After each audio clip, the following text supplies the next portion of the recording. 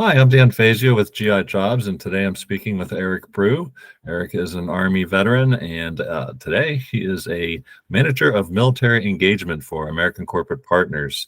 You might know it better as ACP, I certainly do. Eric also was recently named to the 2023 Employee Veteran Leadership Awards list. That's a mouthful, but this is presented to veterans who are having a positive impact in their place of employment and in their communities. You can find the list in the June issue of GI Jobs. Eric, welcome. Thanks for joining us today, and congratulations on your award. Thank you, Dan. I am humbled to be here. I'm beside myself. I love sitting down and talking to you. You're a good friend of mine, so I love sitting down and just having a great conversation. So I'm looking forward to it. Likewise. So I know your transition from the Army wasn't smooth sailing. So I just wanted to tell your story a little bit today, and I wanted you to share that with others. They might be able to learn something from your experiences. So let's start there. When did you serve in the Army? What was your MOS, and what were some of your duty stations? Yeah, so I actually started the Marine Corps. A little known fact about Eric: I started in the Marine Corps back in 1996. So from 1996 until 2000, I served in the Marine Corps. I was stationed out at Camp Pendleton, California. It was pre 9/11. It was post Desert Storm, and so it wasn't having the fun that I was promised as far as being able to do anything related to being a good old-fashioned infantryman. And so I got out. I thought that the grass would be greener on the other side, and so I exited the Marine Corps just mid 2000. When so 9/11 transitioned twice. I have. Yep. Yeah. And then when 9/11 happened, on that day, I walked back into a Marine Corps recruiter's office. And I said, I'm back, put me in, coach. And the gentleman was not fond of me as he put it, a quitter. And so he told me to pound sand, told me that I was no longer needed in the Marine Corps. And Wow. So I walked out of his office. I banged a hard left.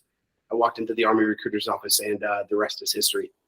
I think I got 3 words out of my mouth before he said, yes, let's go. So, I joined the Army. It took a little bit of time to get me back in. There was some process involved with getting me back in and such like that. And so, but my first duty station was Fort Hood, Texas. I was there for a very short period of time. They were standing up a new unit in Fort Lewis, Washington, and we're looking for young NCOs. I was a brand new corporal. I was a young NCO, and I did not have a good time at Fort Hood. So I decided, you know what, I'm going to volunteer for this new gig out at Fort Lewis. I spent 9 years out at Fort Lewis, so that's kind of unheard of. I'm not one of the folks that had to move every 2 or 3 years. I got stuck into the building of an organization, and then subsequently into their deployment cycle. And so throughout that 9 years, I did 2 deployments to Iraq with that organization, and then one deployment to Afghanistan. After that deployment to Afghanistan, I was relatively burned out.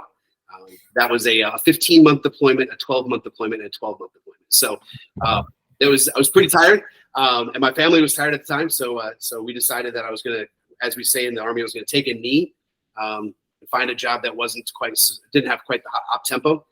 I decided to be a drill sergeant. I don't think I understood what that meant, but I volunteered for drill sergeant duties.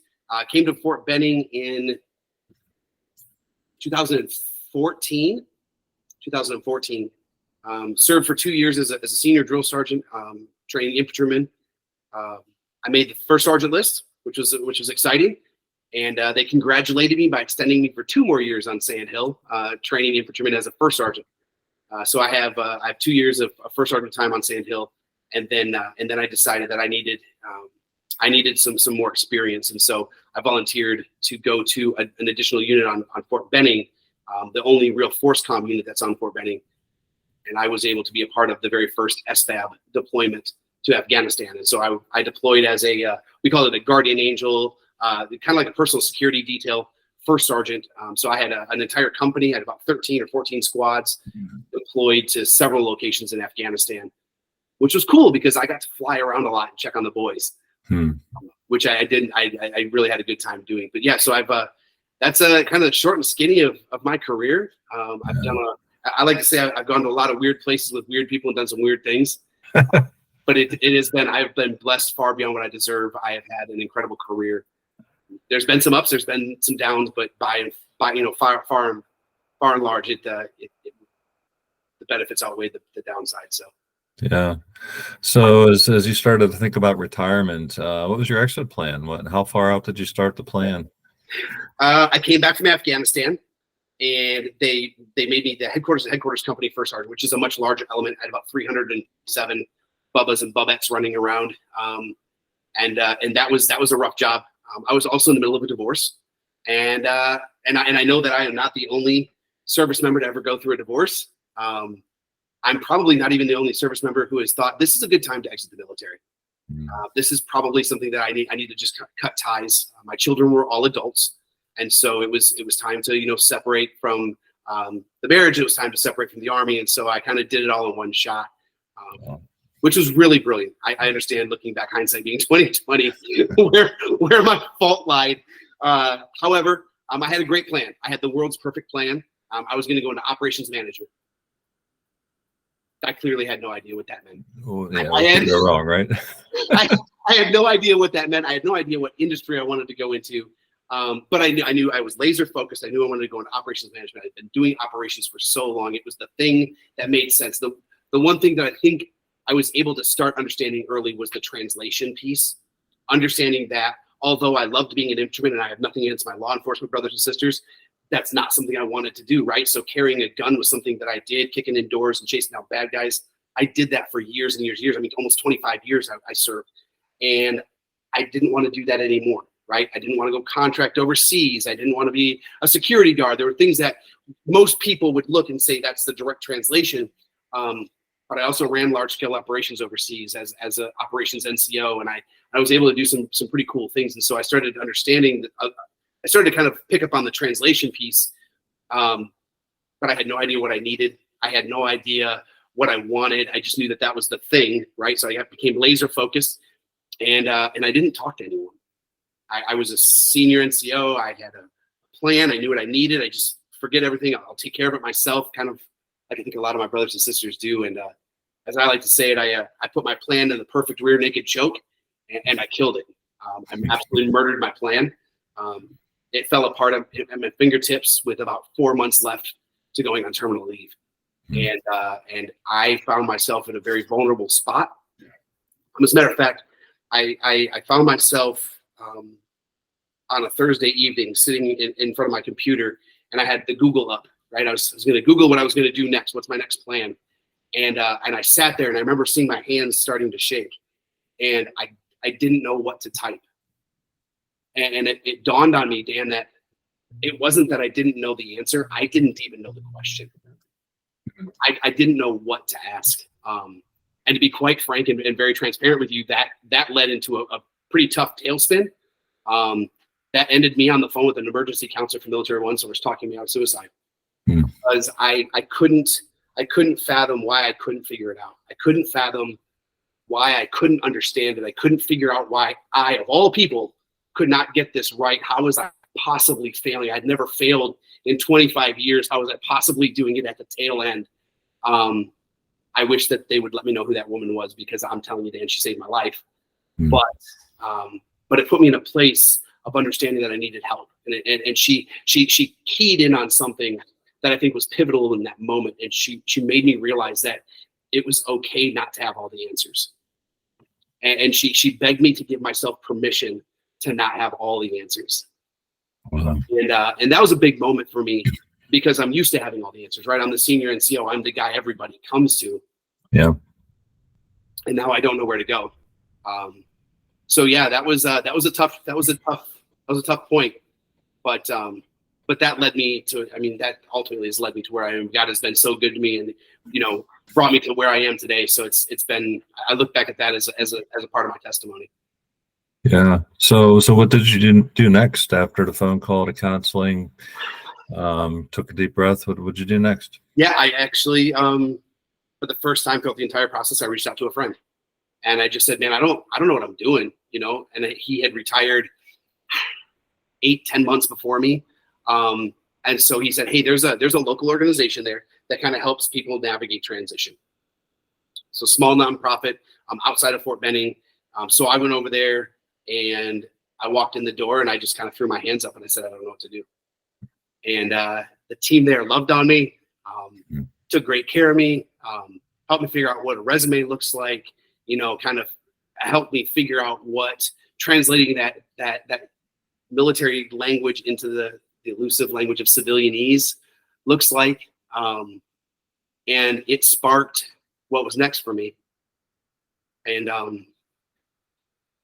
that was to make sure nobody else that I touched had to go through that, to make sure that anybody that I put my hands on didn't have to experience what I experienced, that they knew that there was somebody that cared.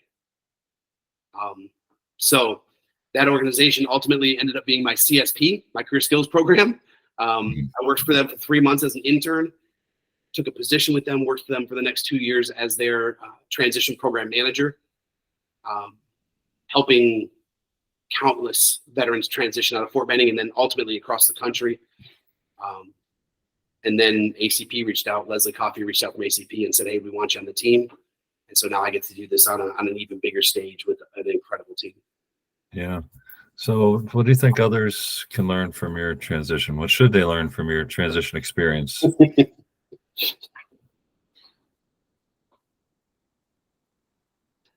None of us are meant to do this alone.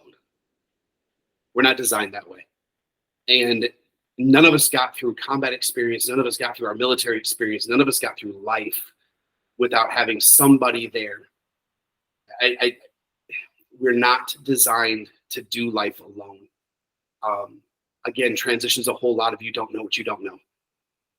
And so finding the right people, finding the right tribe, plugging yourself into the community, and then start asking questions. If you don't ask the questions, tell people you don't know what the questions are so they can help you develop them.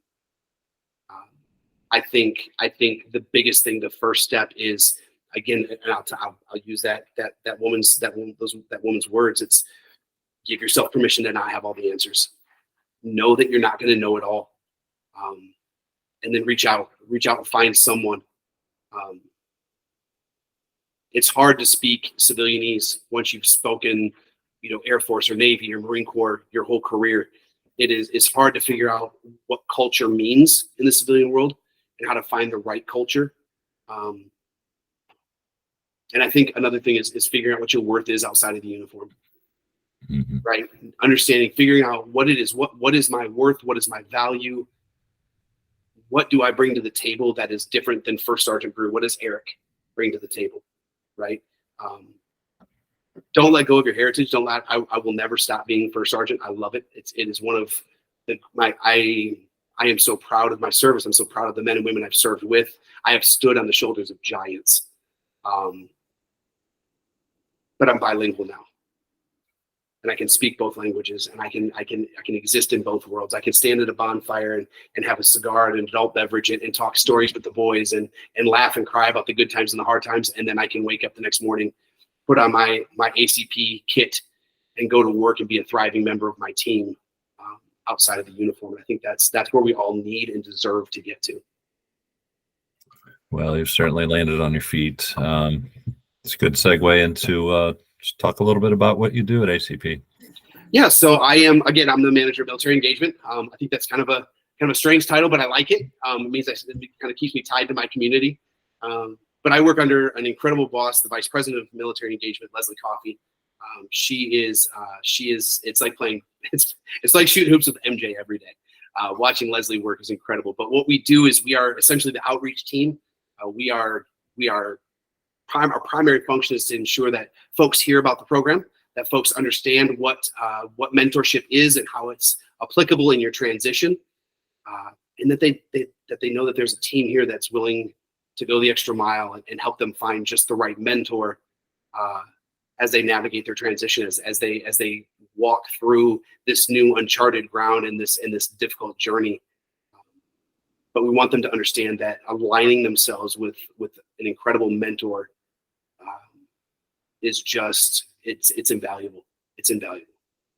Yeah. Well, thank you so much for what you do. It is invaluable, and I know you guys have helped countless thousands of veterans make that transition. I guess my only other question would be, what inspires you? I mean, I can almost guess what the answer is going to be. What inspires you to continue to serve so passionately your brothers and sisters in arms? I think my first answer, Dan, has to be that God's got me here for a reason. Right? That's my first answer. But other than that, it is ensuring, again, it's ensuring that my brothers and sisters know they're not alone. That they know that they're not the only one who's going through a divorce, that they know they're not the only one who's suffering and struggling through transition, that they know that they're not the only one who doesn't know what they want to do when they grow up. You know, that they're not the only one that's struggling with how does Sam Hill does this resume work, and why do I have to write it the way these other people want me to write it, and why I don't I want people to know that they're not alone. And so I want to reach as many as I can. Yeah, fantastic. Well, thank you for that. Thank you for serving. Thank you for continuing to serve. Is there anything else you'd like to add? The last thing I would say, and I think you'll recognize this, Dan, but this is important to me. This has become a kind of a mantra of mine, is I want my brothers and sisters to understand that with all the organizations out there that are there to help, ACP, I'd put us at the top of the list, of course. With all the organizations out there, you have to understand that you've got to be the CEO of your own transition. You've got to take charge. It starts by acknowledging you don't have all the answers, and then surrounding yourself with a team, just like you would if you were a CEO. You would hire a great COO, you'd hire a great CFO, you'd hire great teammates around you to help lift you up and push your organization forward. And you've got to be the CEO of your own transition. Put yourself in a place where you can put people around you to lift you up and carry you through this thing. That's it. Well, that does sound familiar. Sounds like a GI Jobs article that was really well written. So thank you for that. Thank you for contributing to our audiences over the last month. So excellent. Well, thank you so much for your time, Eric. As always, it's a pleasure to talk to you. Love it, and thank you for all you do. Thanks, Dan. I appreciate your time.